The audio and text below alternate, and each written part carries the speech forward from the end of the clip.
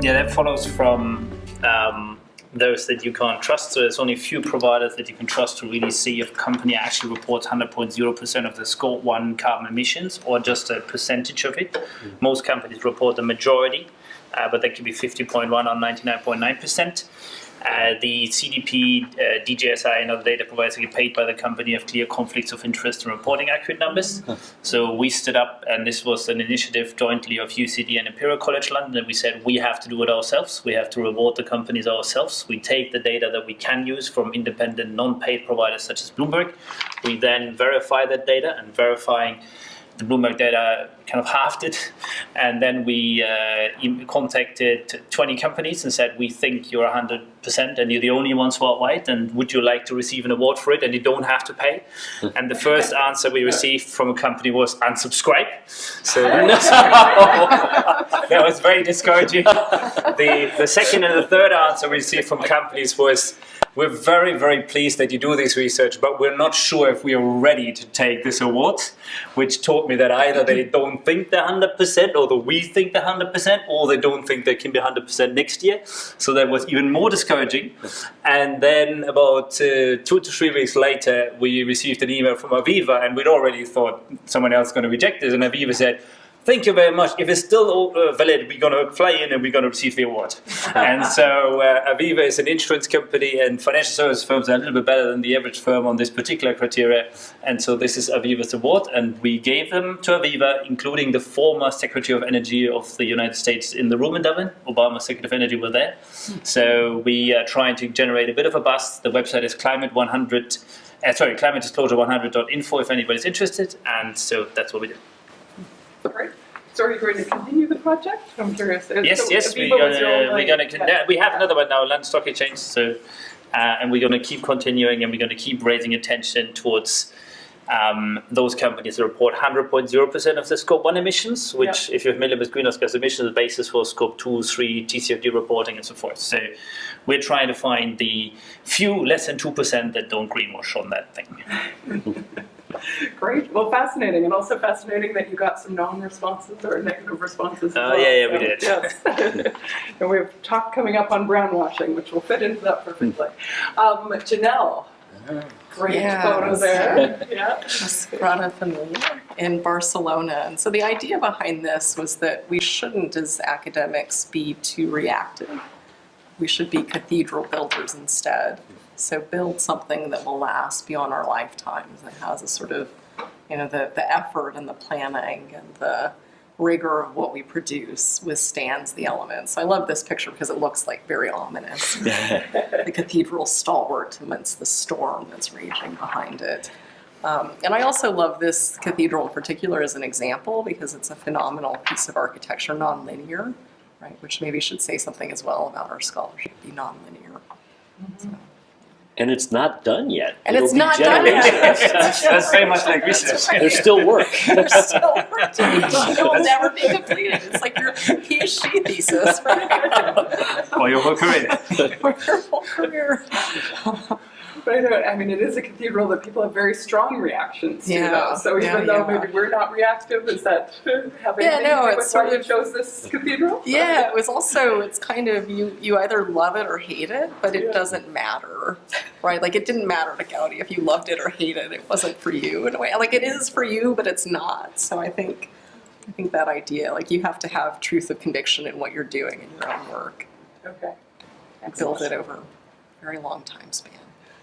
That's why we should get rid of our teaching writings, right? If Gaudi had teaching writings. I mean, the latest thing at MIT is an urban science major, which we were talking about this. I think is a good idea. It's kind of responding to the trend towards big data.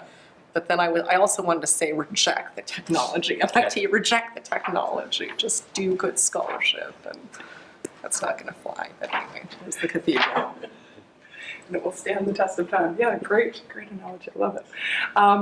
So Jerry, we've got one of the many floods of the late, I assume. This is New Orleans during Hurricane Katrina, and that is where the levee broke. So this is the river, and this is that little swath there is where the levee broke and flooded the city. So the levee is a human construction meant to keep nature at bay.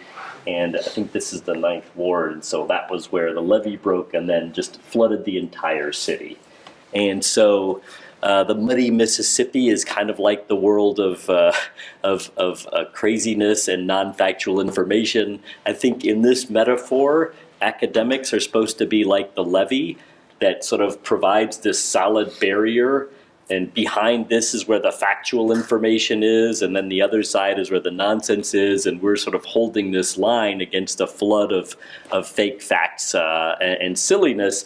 The place where the levee breaks is the replication crisis, or the concerns that one has. I edited this journal for 5 years and dug in a lot into what's going wrong with our practices as social scientists and scientists, and what's wrong with the incentive system, the journal publication system, and why we have these incentives to come up with power posing, or things that don't really necessarily count as great science. There's a lot of incentives to do it quickly, unlike Gaudi. This is kind of the opposite in some sense to your analogy. This is like when we go for quick wins or things that are highly visible or counterintuitive, that we come to no longer be trusted as sources of knowledge, that we're kind of polluting our own nest in a way that makes it difficult to say we're the ones that stand for truth, and it's that other thing that's nonsense. And it's harder to maintain that levee or that line, I think, given what's going on in the sciences today. So. Interesting. Of course, Andreas posted our Twitter rankings, our social media rankings. So talking about the very same pressures you're talking about. So get to #1 spot on the rankings. So Dirk, we've got another fascinating. Yeah, so this picture was actually in my office when I wrote my PhD, reminding me what I thought is what good academic work is. Working hard, sweating like these guys, using all your muscles to unearth something of reality. I think that's what we do, and I think it goes in a different direction than the cathedral, but it's essentially similar. I think that's the essence of what we do. We say something intersubjectively reproducible about reality. That differentiates us from artists. And this particular guy I quite like. He's a neo-impressionist, so he painted after Monet, and there isn't hardly an airline lounge in the world where you see water lilies, right? So his previous train of thought, they were Seurat, Pointillisme, these were beautiful pictures. But that wasn't what he was interested in. He focused on the hard work. It's a beautiful room. He could have painted the room, and that would have been a beautiful picture. No, he focused on the essential work that leads to beauty.